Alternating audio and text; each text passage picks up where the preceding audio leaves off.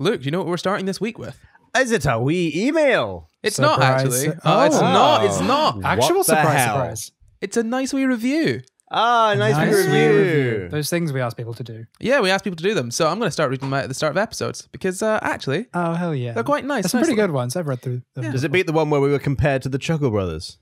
No, we're not doing that one. No, nothing will beat that.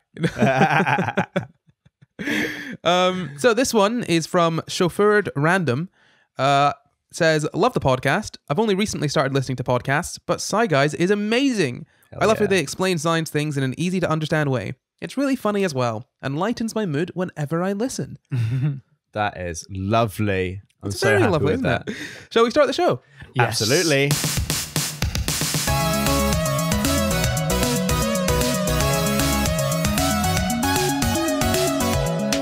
Hello and welcome to the SCI Guys, the show where we talk about the crazy, weird and wonderful stories from the science world. I'm Corey and as always, I'm joined by my co-host Jamp and Luke Cutforth. Good day. Hello.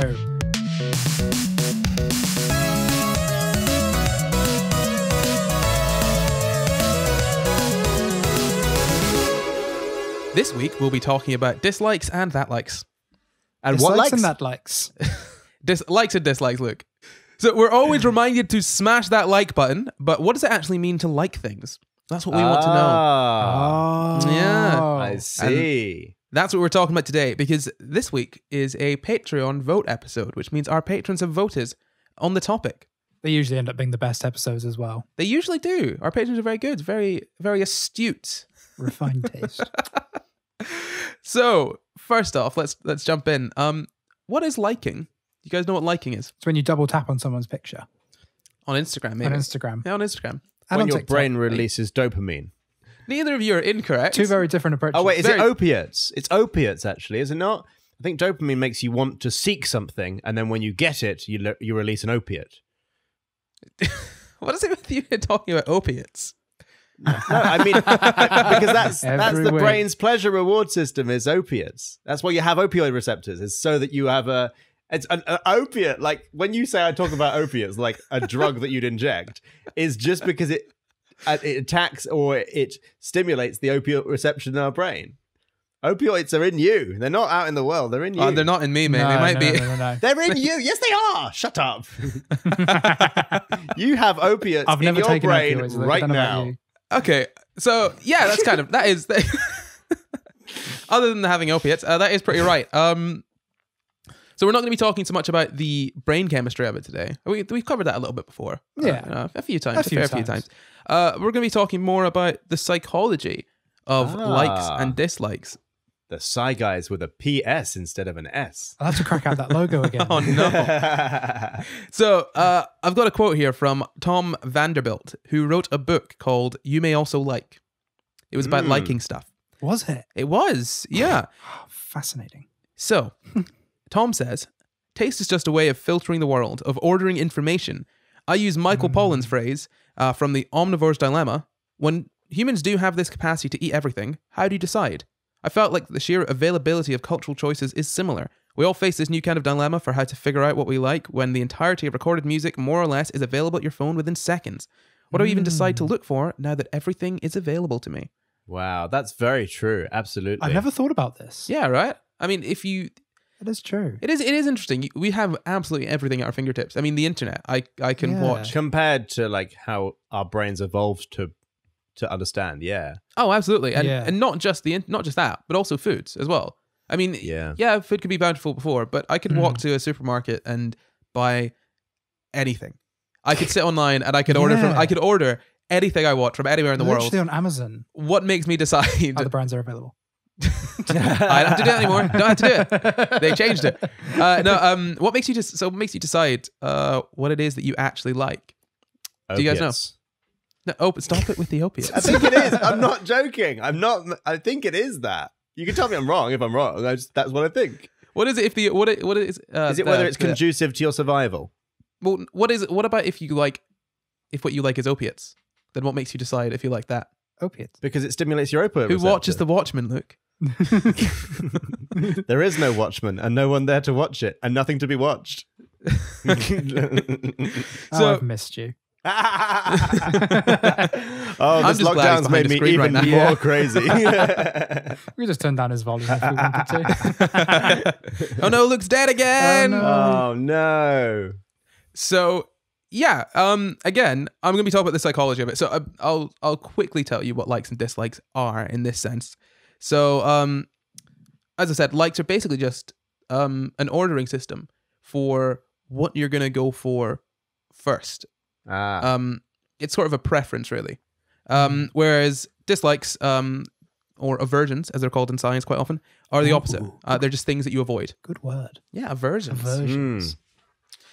Anyway, I'm going to go into a little bit of the history of preferences. 'Cause where did they come from? Where do did you they think? go? Evolution? Well, I mean, everything comes from evolution, doesn't it? Not rocks. Well, you don't know that. They're not Okay. evolved to be They that might way. have evolved from less evolved rocks. They probably No. looked different a while ago. Yes. Okay, I'll give you that. Yeah, so Vanderbilt thinks that it's food. Effectively, it is what you mentioned, Luke. It's about survivability. So Right. if you see someone that's eating something, for instance, and they don't die, you think, hey, that thing didn't kill them. Hey, that's pretty good. That's pretty cool. Whereas I you like that. I can get behind that. Hey, I like this whole nice. not being dead thing. Ooh. doesn't kill A plus. Yeah, I'll go for that. Whereas if you know your friend were to eat something and they And they didn't dropped dead to die. the floor. yeah, straight away, Mm. you'd probably be like, You might go, don't want to eat that. not a fan of that Might thing. avoid that No. if I can. Usually I'm not fans of things that make my friends drop dead. No. No. No, I'm with you on that. Yeah. That is a Unpopular like opinion. Of mine. Unpopular opinion. A But like of mine is avoiding things that kill my friends. yes. And that's what's so. I read a wonderful cartoon about the coronavirus, and read a cartoon. yeah, well, sorry, well, it's mostly reading, to be honest. It was mostly speech. I read a wonderful picture book the other day. And The Tiger That Came to Tea. Very inspiring. Shut up. And it was talking about how like the main difference between like us and say coronavirus is that coronavirus or any kind of virus or bacterium is purely following its genetic code, and in order to change its behavior, it has to write different code. And what's so incredible about us and larger organisms is that because we have a brain, we can change our behavior without having to evolve. And so that's what you're talking about when you're talking about like we see a friend who has this thing and they die. Well, we're able to make that change in behavior and learn from that without having to evolve an aversion to that food over many generations because we have a brain. That's really true. And you know, something I was going to talk about a little bit later on, but I might bring it up now. It's quite interesting. It's the opposite of that. So things that we have already developed an aversion to, we can decide, actually, we like that now. For instance, say chilies, which are very spicy. They're spicy because they don't want us to eat them. And that's all we do. In fact, we cultivate That's all I chilies to do be all day. spicier and spicier. I'm just eating chilies. Don't know what you guys are doing with your lockdown. I'm eating chilies. I love chilies. Yeah, I mean, I have chilies every day of my. In fact, I need to sometimes decide to. Yeah, I have pretty much every I have chilies in Wow. every single day. In fact, there's most of the time I've got to stop myself from using them in cooking because I like them so much. Like for instance, last night I was making something. I was like, chuck some chili flakes in that, and I was like, no. Chili flakes. No. I like to put chili flakes on like everything. Oh my god, it's the base of all of my food. Basically onion and garlic for me. Oh my god, yeah, The perfect amazing. trio. And also other things, you know, that are basically rotten. Like cheese. I've just made some moldy. cheese. I was thinking blue cheese, yeah. I've just made some kimchi, which is just fermented cabbage. Weird. Yeah, and we eat all that stuff when really we shouldn't like it because historically it might be dangerous to eat something that's moldy or fermented. And yet we drink alcohol, we Like, yum yum. we eat kimchi, Yeah, kombucha. but although birds drink alcohol, birds eat fermented fruit to get drunk. Like they have a great time.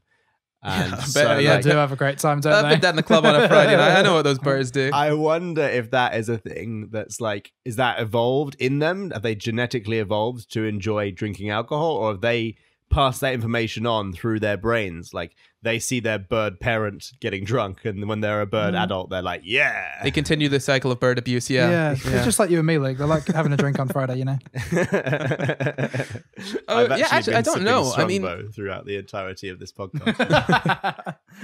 it's probably so the way that a genetic aversion would evolve is that the individuals that don't like the taste of something or don't like something aren't going to eat it, and they aren't going to die. Yeah. So it's not necessarily a case of when a group of animals starts eating something and they start dying, other animals are like, ooh, let's avoid that. Unless the birds that ate rotting fruit got drunk and procreated more, because, people do that when they're drunk. That's and what alcohol then does. they pass their genes on more effectively because they got drunk. That's so true. That is really, and the reason there aren't any bird alcoholics is because the ones that got too drunk just couldn't get it up. Flew into the ocean or something. Hypothesis. Don't drink and fly. Don't drink and fly. Truer words have never been spoken. Yeah, so I mean, we think that back to this, we think that liking and disliking comes from food. It's similar to attraction, by the way, but generally in the science it's kind of separated, because attraction is more looking for positive traits for procreation to make a viable offspring, whereas liking and disliking is a little more personal. It's subjective and personal, and Keeps you alive as well. It's not, Yeah, it does. It's more immediate than trying to make babies. Yeah, I mean, so the thing is that ultimately, in liking and disliking doesn't necessarily directly lead to the strength of your offspring. So you could like the taste of poison berries, and you could not eat too many to kill you. Yeah, once in a while, like what humans do when we have. I mean, we eat so many poison things. Yeah, I mean, everything is poisonous to an extent. Like alcohol. Yeah. Oh, there we go. That's it. Alcohol's a poison. We do that. If we drink it, we just don't drink enough to kill us. We're stupid. It reminds me of that story. What was it? It was someone that used this poison in their eyes, or used poison as a medicine and ended up dying from it. What a surprise! It was the belladonna. Was it belladonna? Belladonna, yeah. So that was it in the dinosaurs episode. There was a man that used poison as a medicine and ended up dying from poisoning from the poison, and then died. Yeah, not the best. Maybe, no, we're not very smart, are we? Slightly hallucinogenic. Wow, sorry, don't paint us all with the same brush. That person's not very smart. I just mean, as a culture, we drink alcohol. We eat. Sure, we eat, but like if we drank enough water, we'd die. Like, yeah, it'd take a lot more water to. It'd take a lot more water to kill you, and you don't see people drinking seawater just for fun. You've never met my dog. People being the operative word in that sentence. My parents' dog is people. Dogs count as people. How dare you, Corey? Cancelled. I apologize. So yeah, we think that taste was kind of the early mechanism towards liking. But then obviously we evolved, society grew, and things are more complex. So now it's a lot more subjective than just, will these berries kill me? So I was actually going to do an experiment today, but unfortunately no one in the house has white wine. What about the shop? Did you try the shop? I can't go to the shop because it's not essential. So that's the thing. I'll let you know why anyway. So you guys have had wine before, right? I have had wine before. Yes. Couple glasses in it. Why don't you, can you describe the flavor of white wine? Kind of like vinegar. In 3 words. It's generally quite sweet, usually a bit dry. Okay. Those two are entirely opposites when describing the taste of wine. But somehow they go together. Tart. Uh-huh. Sour. Citrusy. Well, vinegary, but that's like, they're both made of grapes, so it's kind of a Citrus cheat. sounds better than vinegar. I think you're just I think your wine is just going off. It's like sweet A vinegar. bit of mold in there. It's like the Tastes sweetness. moldy. The sugar's added to counteract the vinegeriness. Yeah. So, can you now describe red wine in similar words? Not similar words, in In similar words. No, I in can't. some 'cause they're different words. More fruity. No, maybe not. No, I don't think so. No, I cannot describe this, Corey. I think red wine apologize. is famously not fruity. See, this is Unless the thing. you get fruity red wine. True. Yeah. But usually they label it as fruity, don't they? Yes. So We suck at this. So the reason I've asked you this is because we've done studies on this, and generally, if you give someone a white wine they start talking about how floral and maybe fruity it tastes. Yeah. Drop some red food coloring in, totally tasteless. They start talking about how tannic it is. It's a really rich red wine. They taste the same. People who drink wine and think they know that would have been things are such so a good experiment as stupid. well. Oh, that's exactly. I wanted to do it to you. I wanted to. Because I definitely would have done that. Sweet. It's I was the so same all I had was stupid rose and I was like, thing as when people who claim to be like wine reviewers are told a wine is more expensive and they rate it more highly. Yeah, absolutely. It's so mad. I mean, it's the same. It's the same kind of idea as you go to Waitrose and get your lovely Waitrose finest special grapes. Mwah, perfect. Pop down the road to Aldi, get the exact same grapes in a different container. I noticed this when the price. I noticed this when there was a manufacturing error with all the hummus with some hummus manufacturer, and like Asda and Tesco and Sainsbury's and Waitrose, they all were like, suddenly we don't have any hummus. And I was like, I wonder why. It's the same hummus. It's just the same hummus. Oh my God. The thing, that's the thing. So a lot of taste is just, we just decide something is better because we're told it is. Another thing is, I remember watching it, testing factory chicken against factory farm chicken against free range chicken.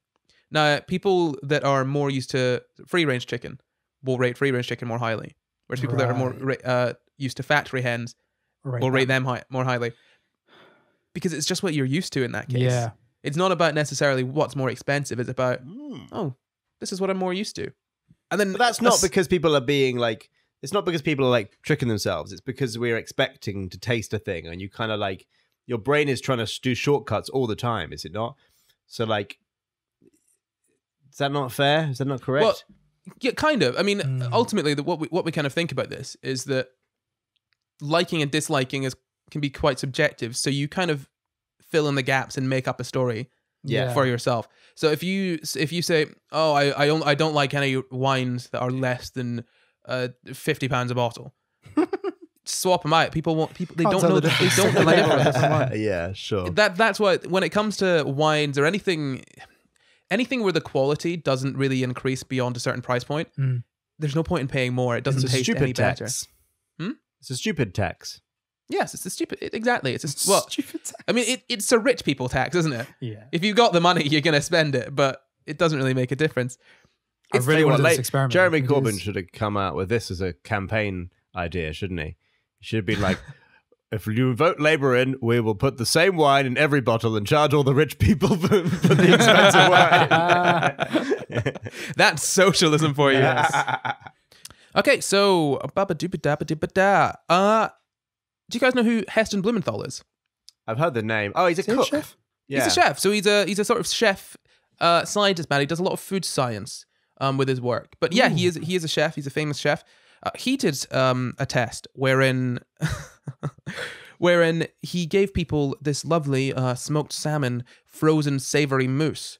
It was fantastic. Ooh. And they loved it so much more than the smoked salmon ice cream that they gave him. Despite the fact that the mousse and the ice cream are the exact same thing. Literally no difference. Again, it just shows you, if you change not even the color of something, just the name. Just the name of it. Just the name. Just present it a bit differently. Yeah. Exactly. Yeah. And people will say, oh, I like that a lot more. And the same thing happens with Mexican Coke and American Coke. Because Coca-Cola. yeah, so a Mexican wait. They're exactly the same, cut with nothing, pure as hell. So Mexican Coca-Cola has sugar on the label, whereas American Coca-Cola says corn syrup sweetened. Apparently, the taste is indiscernible. You cannot physically taste the difference, and yet people will still say that Mexican Coke tastes better than regular Coke. Yeah, a lot of taste is down to... So funny. I mean, a lot of taste is down to, and liking and disliking taste is down to just... Is it expectations? I guess expectations. Or they put the expectations on the thing you're drinking? Or that, or the liking something doesn't necessarily just come from the thing itself. So say liking a taste doesn't necessarily come from the taste itself. It could be your perception of the taste. Similar to this, actually, we can talk about another taste, a taste in art. So liking art, for instance, is not always necessarily about the art itself. Let's talk about Jackson Pollock. You know Jackson Pollock? He's the one who does the splatters. Yes. Now, I could show you a few splatters I've done on a page and say, this is a Jackson Pollock, Yeah. and you'd be like, oh, that's quite good. All right. Then when I tell you it's mine, you'd be like, Oh. it's That's just a bit some rubbish. splatters, isn't it? Yeah, it's not very good. It's just splatters. I mean, so much of this is just down to people attaching nice things. That is Being mad. an Mediocre art critic things. must be really easy. I genuinely think being an art critic is just not the most a- pointless job. It's not a job. It's not. I have decided to that any- this is good, and it costs money now. Sorry to any art critics listening in, but Find a new your job is pointless. You're both art critics now because you're criticizing art. Oh, darn it. Oh, But Your my opinion job's doesn't pointless. matter. true. Therefore. I'm not getting paid. But that's the thing. Why have you got a podcast if your opinion doesn't matter, Corey? I like hearing the sound of my own voice. Obviously. And he does Oh, okay. research. It's not just My his mistake. opinion. Okay. This is mostly a vehicle for me to do research. Science. Science? No. No. Corey. The podcast. So, yeah, liking things can be made up is basically the conclusion we've come to. A really funny example of this is, have you ever heard of Van Meegeren? He's a Dutch man. No. No? So he was he did a lot of art forgery. And he sold actually paintings to the Nazis. And then he was put on trial for selling paintings to the Nazis, which is big bad. Don't want to do that. I think it was treason that he was convicted of. Wait, by the Nazis It's or just trying by? to sell some paintings. No, selling priceless paintings to Nazis Right. during World War II. So he's put on trial by his country then. Yeah, so after World War II ended, he was put on trial by his own country for selling priceless paintings to Nazis. Right. And then, What a trial. well, yeah, to what get out a of that, he trial. then said, well, I didn't actually do that because all those paintings were mine. I faked them. Did they let him off? Did they let him off because he made the Nazis look like idiots? Oh no, they didn't let him off. They then tried him for making money forgery. under false pretenses. Oh, okay. Well, we'll drop that trial charge for and any we will excuse. instead Yes. do you for fraud. So this is in November 1947. He was convicted, basically of fraud, and he was sentenced to just a year in jail, as opposed to the many years in jail he was facing Well, for selling paintings to Nazis. He made the right decision, didn't he? But then he didn't even serve out the sentence because he died in December of 1947. So Oh, it wouldn't have mattered. yeah, being honest, that's kind of it's the best. Like, screw you. Yeah. To Screw you anyway. Screw you Nazis and then screw you my country. I'm dead now. And also, screw you artists. I mean, he faked a couple 100-year-old painting. I've actually got it. I've got one of them here. Props to him for making convincing fakes, though. Oh, they're really convincing fakes. So I'll show you one of the paintings that he's done. You can't see the original because it doesn't matter. They're basically the same. So this is what it looks like. That's pretty good. Yes. Yeah, Yeah. you got that? Yeah. You're nodding your head. Yeah. It's very good. Now, Art. this is an interesting one. This one is called Supper at Emmaus. Now, this was in a very, very popular museum. It was one of the most popular paintings there. People would flock to see it.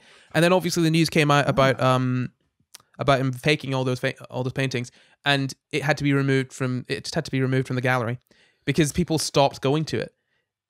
Despite the fact that people were flocking to it before because it's such a wonderful work of art. As soon as they found out it wasn't by the person they thought it was by, they decided it wasn't Yeah, worth it's like, seeing. no. That's Like if so someone faked the Mona interesting. Lisa or something. So I've got this interview of this man named Dr. Bloom who teaches psychology at Yale.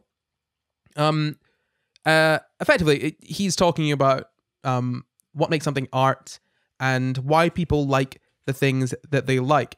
And he basically just goes into everything that we've gone into. He uses a very nice example of selling George Clooney's jumper. Okay. So if I were to try and sell a jumper worn by George Clooney, people would pay a lot of money for it. They would. If Weird. Because again, it's got that name attached to it. Exactly. So that's the thing. Why do they like it? So you then say, okay, well, I'll sell you the same jumper, but you're not allowed to tell anyone that it's George Clooney's. People still pay a lot of money for it. Would they? Yeah, they pay a lot, but not as much. They pay less money than they would if they could tell everyone. And then I guess like George Clooney fanatics, yeah, definitely would. and then you say like, you couldn't resell it or anything. You had to keep it, and people still pay a lot of money for it, a little bit less. And then And then you say, okay, what if I sold you George Clooney's jumper, but it was thoroughly washed before it was given to you, and the price just drops? Oh yeah, it would. Because Weird. people- It's just a clean jumper. Yeah, People are whereas so if you were to then give creepy. someone the same jumper, Oh. exactly the same jumper, never touched by George Clooney, completely anonymous. Well, you don't tell them that it's George Clooney's. Yeah, like, you know, it's exactly the same jumper Just a jumper. with nothing attached to George Clooney. People pay the normal price for a jumper for People it. are so, So there's- creepy. That's so Primark jumper. strange. People like this jumper because they associate it with George Clooney. Yeah. And the less Yeah. associated it becomes with George Clooney, the less liked the jumper is.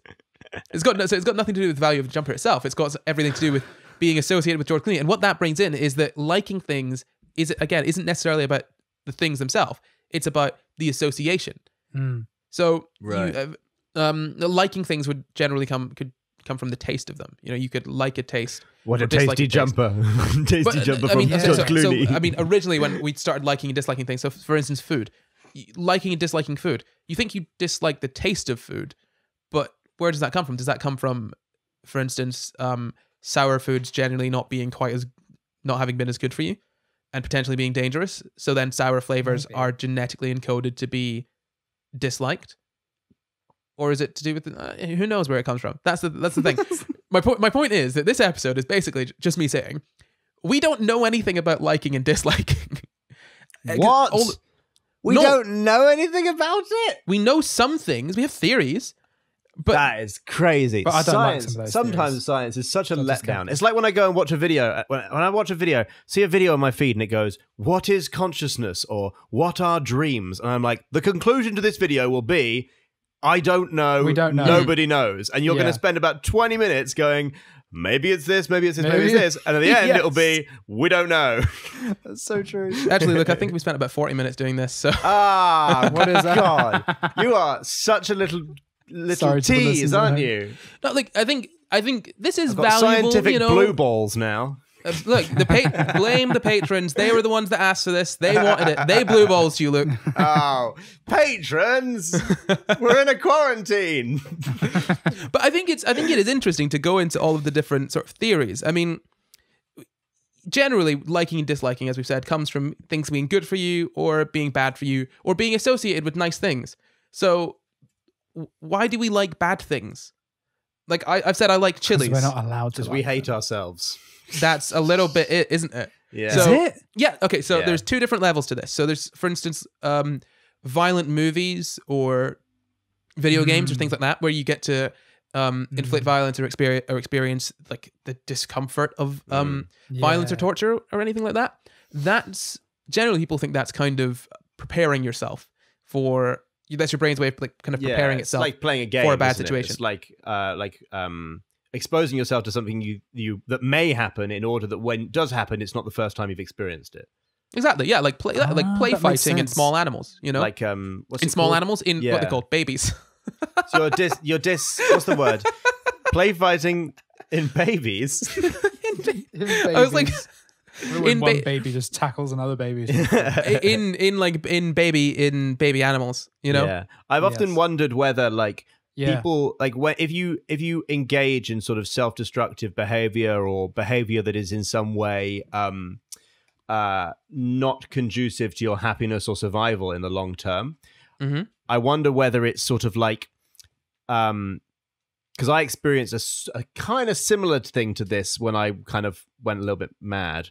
Was I found that different parts of my brain sort of disagreed on things. They disagreed on fundamental things about like just about people in my life or about me or about whatever. They're like almost were at war. And I wondered whether basically like one part of your brain can dislike another part of your brain and will actively seek out. When I say dislike, that is imbuing it with a sense of self, which is not really there as an isolated part of the brain, necessarily. But I wondered whether like parts of you can be almost at war, and one part of you will seek out a situation that makes another part of you that it doesn't like, that it disagrees with, uncomfortable or unhappy or in some way disadvantages it, kind of cutting off your nose to spite your face type of behavior. That is a really interesting way of looking at it. That's what I felt, and I delved into my own subconscious quite significantly when I went a bit mad. And so, you know, you can't always take firsthand experience to be 100% true, but that's what I found. It was like cognitive dissonance, where one part of me and another part of me were fighting, and part one would deliberately seek out unpleasant experiences in order to punish part two, despite the fact that it punishes itself. But despite the fact, because the punishment of the other one is more pleasure to it than the pain of the experience. Wow, makes sense. Good Lord. Yeah, that was part of my life, man. Man, brains are weird. Oh, wow. They're not good for brains. Brains aren't good for brains. Brains don't know what brains are doing, man. No. Like, think about it. It bothers me that we don't spring out onto this earth knowing exactly how our brain works, because our brain is doing it. It should know what it's doing. Yeah. It's like it's like a computer not being able to tell you what it's doing. But it can't. It can't. Really. Yeah, well, You'd have to have another thing to translate what the computer's doing, surely. Like machine learning things can't tell us what they're doing. We have to have another machine to translate it. As in, the computer can say, okay, these are all the things that I'm running right now. These are all the... Do you know what I mean? Your computer knows what's going on. But the thing that's running them can't tell you. It has another section of the processor that oversees what itself is doing. Yeah, but our brain doesn't have that. Is my point. Well, we don't know. It might do, but it seems like we don't. Yeah, it seems just like not switch it on. Yeah. Yeah, the sheer fact. Well, that I think you do though, because we have self-reflection. We have the ability to reflect upon ourselves and what we're doing and that kind of thing. We're not very good at introspection, I suppose. But if we were good at it, then therapy wouldn't exist. You know? No. How introspective is the average person, though? I don't think terribly. Not a whole lot. No. Yes. True. How sad. Yeah. Anyway, moving on from that. So, yeah, I mean, so there's kind of using fiction as a way of training your brain for potentially bad situations. That's why you could like bad things. But also liking chilies and liking hot baths and things like that. Apparently, it's to do with the relief of when it stops, which I absolutely disagree with. No. I don't eat chilies for the nice feeling I get when it goes away. I eat chilies because it feels nice when I... Yeah. You know, when you it hate hits. yourself, man. Yes. But that's This weird, is not because news. I don't necessarily feel when the chili goes away. It just kind of fades out. Yeah, I forget. It's like a soft transition out of the chili. Yeah, I feel when it gets there, man. Like, So there's not much relief, is there? And also, getting in a hot bath is nice. The pain of getting in a bath, it's just a little too It's hot. uncomfortable when you get out because it's cold out. Oh yeah, that's Outside of the horrible. bath. No, Yeah, not for me. I think they got that backwards. So I did say that we don't know why we like things. That's a little bit of a lie. We have some idea of how we can come to like something.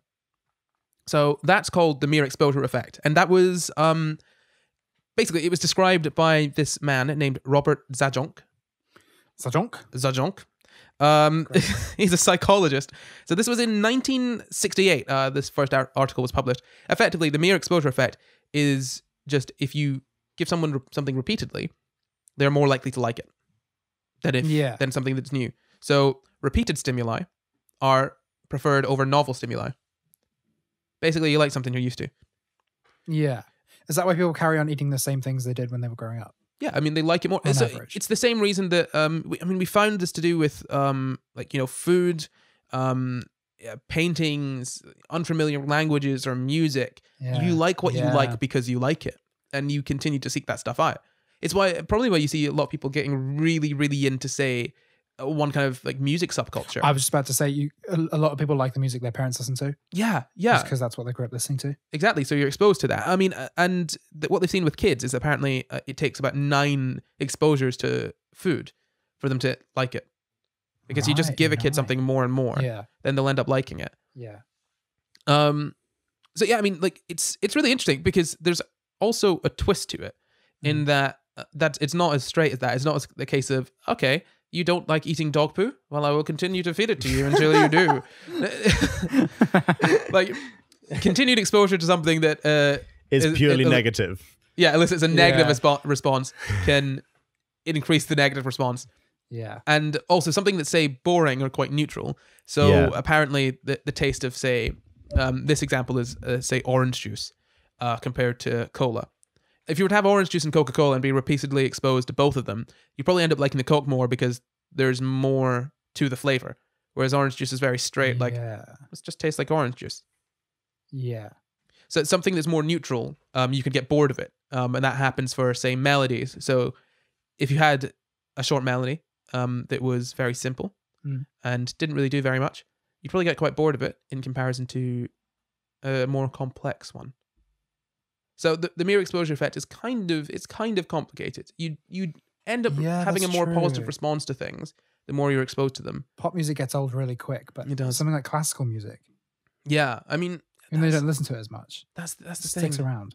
Yeah, I mean, don't get bored of it. Ultimately, it's interesting because it would only take one small shift to shift pop music, in that you can't go too far out, or people aren't used to it and they don't like it. Yeah. The thing is that if you look over the decades, you think, oh, there's a really big difference between 70s music and 80s music and then 90s and noughties. But if you really look at the actual years that each thing came out, it's a very gradual transition between. It's a gradient. Yeah, between each thing, because people only like what they like. Yeah. But with pop music, I read an article a few weeks ago about how pop music is actively bad for you. It's like rotting away at your brain. Was this written by a Christian mother? A music critic, maybe? No. Music. So pop music is sort old art critics there. Like, it's designed to be as addictive as possible, right? It's designed to be hooking into your brain as quickly as possible. And that, to me, like, I don't know necessarily the neuroscience of it, but that to me is like, if something's designed to hook your brain, it's essentially found like a hack. It's like a virus, right? And it's got into your psyche as quickly as possible, and your brain doesn't necessarily want it there. And so once you've managed to get rid of it, you won't, it's almost like you gain an immunity to it. Like, you'll be less likely to be hooked to the same thing. And so you then get an aversion to it, like you're saying, because it's so good, because it's so like, and then you're like, not again. That was a bad time. I couldn't get it out does of my its job head. so well. Yeah. I mean, and the thing is that what's really interesting, you say that it's like a virus, like it's been made to like get into your brain. Almost everything nowadays has done that. We've gotten to the point in our history where we basically just get everyone addicted to things to sell it to them. Yeah. I mean, if you think about anything, I mean, Facebook, social media. Facebook and all kind of social media. You've got all types of like food, fast food. Sugars. I mean, just everything. We've kind of. I mean, with using algorithms, we kind of figured out how to get people hooked into stuff. Yeah. And we're just doing it. And then you make it easily accessible, so it's like comfortable. Exactly. One day and free, and you make it free. Yeah. And ad supported. And then there's no reason to not do it. And one day, the lawmakers are going to catch up with this, and we are going to live in an entirely different world when it is illegal to do that sort of thing. I mean, it's like biohacking, isn't it? Yeah, we can't even imagine the world that will exist when we don't allow that anymore. It is absolutely terrifying that people are able to just hijack your brain. I mean, the fact that YouTube's one goal, and we obviously here we all love YouTube, but YouTube's one goal is keep people watching for as long as possible. Mm-hmm. That's all it cares. It doesn't care about your life. It doesn't care about your health. It wants you to watch YouTube videos for as long as possible. So it promotes videos that people watch longer. It's ridiculous. If a video has a lot of people watching all the way through, it'll push that video out to more people. And because it's tailored to you, it just knows what you want. I finished watching Steven Universe the other day. And just in the past couple of days, I've watched maybe 1 or 2 Steven Universe videos. Yeah. That's all that is on my feed now. Yeah, long video essays on Steven Universe, because YouTube knows that I like watching long video essays. It knows that, oh, you must have just finished watching this because you've watched a couple things from that. Yeah. Why don't you watch all of these videos? So and it's scary. It's all that's in. And I think if I was in a slightly more vulnerable place, I didn't have things to. Oh yeah. When I say vulnerable, I mean I didn't have stuff that I needed to do. Yeah. I could just sit and do it. Do that for fucking hours. Well, that's what I experienced when in my aforementioned going a little bit mad year. I experienced the YouTube algorithm slowly figure that out and offer me more and more messed up stuff. And I essentially sort of, to a certain extent, became like radicalized into like For a while, I was like, yeah, I'm pretty sure that it was offering me stuff by David Icke, who's now promoting the 5G coronavirus stuff. And at the time, I was watching this stuff where it was like him going, yep, the secret society that runs the world are all shape-shifting lizards. And for a couple of weeks, I was like, yep, I'm fairly sure that's true. And that was It's the ridiculous. YouTube. I wouldn't have found that on my Scary. own. That was the But YouTube algorithm. if you just let it run, it will just do that. I mean, if you put autoplay on, yeah. Here's the thing to do, right? Open up an incognito browser, okay? All right. And not you, Luke. I've done this. This is just an experiment. For the people at home. I'm doing it. You can do it now. Okay, open up an incognito browser, right? Yeah. Get on YouTube. Go on make sure the autoplay is turned on. Click on any video, basically. any video. Yeah. Search for the most random thing you can. Click it and let autoplay run, and just go back, like leave it running for maybe. It'll find its way somewhere. Yeah, leave it running for maybe about a couple hours. Happens to me all the time because I have a Chromecast in my room, Oh, and sometimes yeah. I'll fall asleep watching a video, and then it'll just autoplay and autoplay and autoplay, and 8 hours later when I wake up, it'll be something just unrecognizable. It's ridiculous. Like when it's music that I've got on, Mhm. and I turn off the TV, Mhm. and you go back a little bit later, and you see it starts playing all this music. I'm like, this is music that I listen to often, and I know Yeah. you've come. It doesn't matter where I've come from. It will go back to that kind of music that they know I'm going to listen to. It's So weird. and yet YouTube hate it. pales in comparison, absolutely pales in comparison to the worst offender, and it's terrifying. And it's TikTok. TikTok have got their algorithm down, haven't they? TikTok is As in, like, yeah, TikTok's incredible for what it does in terms of knowing what you like and what you don't like, and giving you only things you like. I don't have my own TikTok account. I mean, I do, but I don't actually. I never watch TikToks on my own TikTok account. I never do that. I will watch them over other people's shoulders. I can still get drawn into TikTok for like an hour or two, watching over someone's shoulder, because it's so well curated, and it knows what you like, and it just shows that to you. people comment on this all the time because my TikTok feed is 90% cats, funny cat videos. It's ridiculous. And where the People difference are is, like, your whole feed is just cats. I'm like, yeah, I know, because I keep liking them. but it's not just the thing is it's not like that's just inherent of TikTok because I don't use my own account for videos. When I go on mine, it's terrible. I skip so many, and I can't. But you need to have TikTok for about 2 or 3 days, and it knows you. It will know you. It's got you down. The strangest thing as well is that I've just been doing this, right? And I've ended up at a video called How to Set Up a Hot Tub on Your Roof, which is not a thing that I would need to watch if I wasn't planning to Something do you that. would watch. It's like something like, it's a video I would very specifically search for, maybe. Yeah. But it's not Interesting. something that I think if someone was like, entertain me, please, I would end up at a hot tub tutorial video. Like, I don't know. I think watching someone try and set up a hot tub on their roof would be quite entertaining. sure. Okay, but the next one is how to set up a filter pump. That's not something you'd like. It's not like they used to have a thing in YouTube called the lean back experience, which is the ability to hit something and then you lean back and you just let it entertain you. And how to set up a swimming pool filter pump is not the lean back entertainment experience I was It expecting. sounds like a reference, good watch to me. What was the first video that you clicked on? Oh bloody hell! It's a long time ago. It was building the most secret underground house. See, I can see how you got to the. Yeah, I can see. Yeah, how you no, I get can see there. how I got there. I just mean that So it's clearly- not. But it hasn't been that long. Yeah, What it's done is it's tried to figure out. I think, like, I mean, it seems DIY. like it's tried to figure out. Yeah. Okay, you like building weird stuff, doing weird things Home with DIY. Yeah, doing weird things that you could do with your home. Mhm. I can see how you could get no, to. that's not how this is working at all. It's not doing this based on like, oh, you like this. It's doing it based on people who watched this video first. We ran a random experiment with 1 million users, and the ones that stayed on the longest watched this one, and then this one, and then this one. Yeah, so It's not making a conscious decision of like, No, you like this. Yeah. I know it's not making a conscious decision. No, like if we were to ascribe some kind of personality to it, Yeah. it would be effectively thinking, okay, yeah, so you've been watching this, which means, okay, I can see the leap. What I'm saying is I can see the leap between getting from what you put on first to putting a hot tub on the roof. I can see how people could be like, Of course, oh, well, I just mean- I'll click on the video of someone putting a hot tub on the roof because I've just watched this. I agree with you, but I think that machine learning algorithms can throw out much more surprising.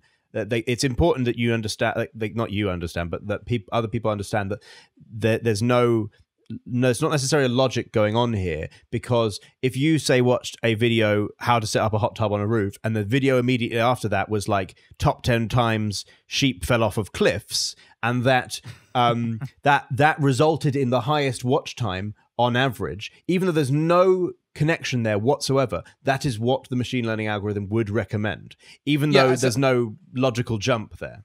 I think, that is true. That was maybe not the best thing of me to say. So effectively, the way that people think of machine learning is often the way people think of evolution, which is one of my biggest pet peeves, which is people say, oh yes, bats evolved wings to fly because it was beneficial. No, bats evolved wings to fly because they just didn't die. Nothing evolved anything to achieve a purpose. Things only ever evolved things because it didn't kill them. Machine learning algorithms only ever do things because died out. Why is a human concept? It's not a real thing. Yeah. The ascription of like cause and effect, like why anything happens, is in our heads. It's not really out there. That's a fantastic quote. Why is a human concept? Yeah. Did you come up with that, Luke? I did just now. Okay. That's really profound. Write that down for merch. I'm full of this shit. I just need to go into my notes app really quickly. Why don't we just let Luke tweet run, it like a YouTube algorithm and see what he comes out with? I'll tweet it and see what people think. Why is a human construct? Do you know what? That's actually a garden path sentence. This has gone way off track. We'll bring it right back in a second. But that's a garden path sentence, which is one of those things where if you were to read that written down, you'd read it as, why is a human? Why is a human what? Why is a human concept? How can a human be concept? I don't understand. Why is a human concept? A garden path sentence is effectively something that tricks your brain into reading it one way when actually it should be read a completely different way. Yeah. So there you go. You've just created a very profound quote and also a garden path sentence. I'm just getting loads of confused replies. Someone replied, why? Okay, so do you know what? I think that's basically all of the liking and disliking. Did you like the episode? Did you dislike it? I am indifferent. No, I really liked it. Good choice by the patrons. Well, don't forget to smash that like button. But what I like to say is my favorite part of the show is coming up next, which is the quick fire quiz round. Dun dun dun dun.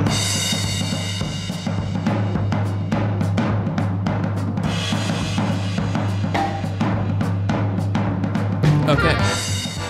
What is the phenomenon, Luke, by which repeated stimuli are preferred over new stimuli? What is the phenomenon by which repeated stimuli are preferred over new stimuli? Novelty? Like novelty, like aversion, novelty aversion. It's the okay, I'll give you the last word of it. It ends in effect. The novelty aversion effect. Do you know what? Jamp, hop in for the steal. Is it? I don't actually know, but is it I want to say the sheer exposure effect? Something like that. I don't know. It's the mere exposure effect. You had the sound. It's like you could remember me saying it, but you couldn't quite remember what it was. Yeah. Do you know what? That one's a wash. So let's just use these last two questions, and it'll be a one sudden death. Oh, okay. Okay. So back to Luke. Who first described the mere exposure effect? James, just now. Well, no, because I described it. I described the sheer exposure effect. That's who did it, Mir.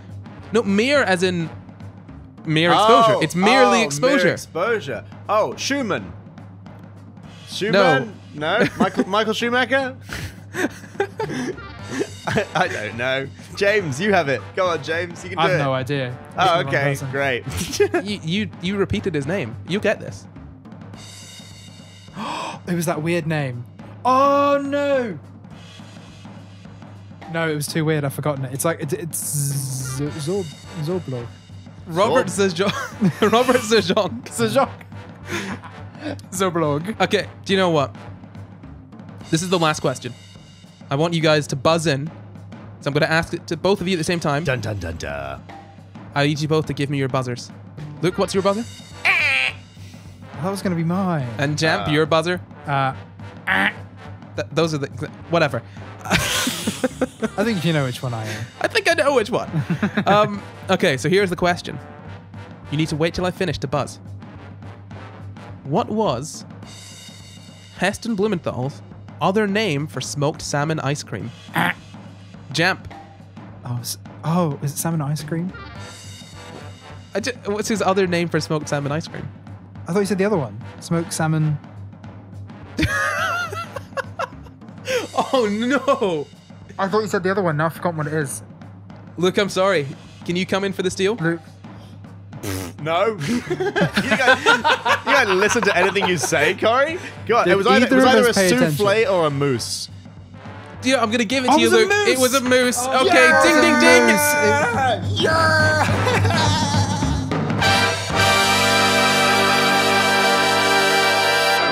So, that would be the end of the show, but fortunately, you've got a little bit extra.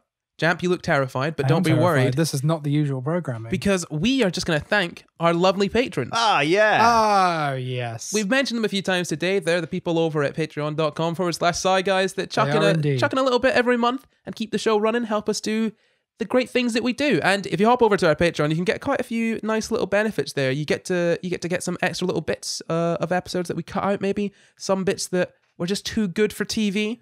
Some previews sometimes. Previews sometimes. You also get to vote on an episode every month, which is what happened this week. You also could get to submit a vote. Submit a topic for a vote every month. Lots of lovely perks over there. So head over there and see if you like any of them. Some bonus episodes floating about. I'll tell you what, that's probably going to be something that's just going to be put to the patrons because I flubbed all of that. Well, Luke, since you know the patrons so well, why don't you start us off with the first one? Thank you, Alice Blacker Loyalelion. Great name. It's a good attempt. Thank you to Anne, my mum. Love you, mum. But thank you also to Beth, who is not my mum. Thank you to Brion. Thank you to Daisy B. Flett. Thank you to Ella Hellisy. Thank you, Eve. Rest Thank in you to peace. George Farron. Thank you, Hiccup. Thank you, Landy Manderson. Thank you, Laura. Thank you to Luke Cutforth. You're my so welcome, favourite man. patron. You're so welcome. Thank you to my favourite patron, me Standen. I'm Thank joking, you. I love you all equally. Thank you, Natalia. Thank you to Natasha. Thank you to Omar Garcia. Thank you, Paul Olson. Thank you to Phoenix Wilkes. Thank you to Quinn Hall. Thank you, Rebecca Egan. Thank you to Rob Bruce. And thank you to Tobias Schafel. I think That is Schaffel. everyone. That is it. Thank you all. More This and list more. is getting a little I long. know. It's longer every time we read it. No, to be- it's never too long, Corey. Never too long. It's never too long. It's actually a little bit short. I mean, Yes. What if eventually the reading out the patron names takes a whole episode? that'll be it. That'll be it. Look, I'm going to love that. One episode a month, just read out the names. Just an hour of reading out names. Let's The Patreon research vote will for just be Corey. reading out this name. 230. Look, it'll get to a point where the vote will just be deciding which names we get to read out for that yeah, monthly yeah. Put episode. your name in a ballot. But thank you all for being so helpful and helping us out. In the next few weeks, I've got some lovely stuff coming up, which has come straight from you guys, and I'll let you know when that is. You guys should be excited.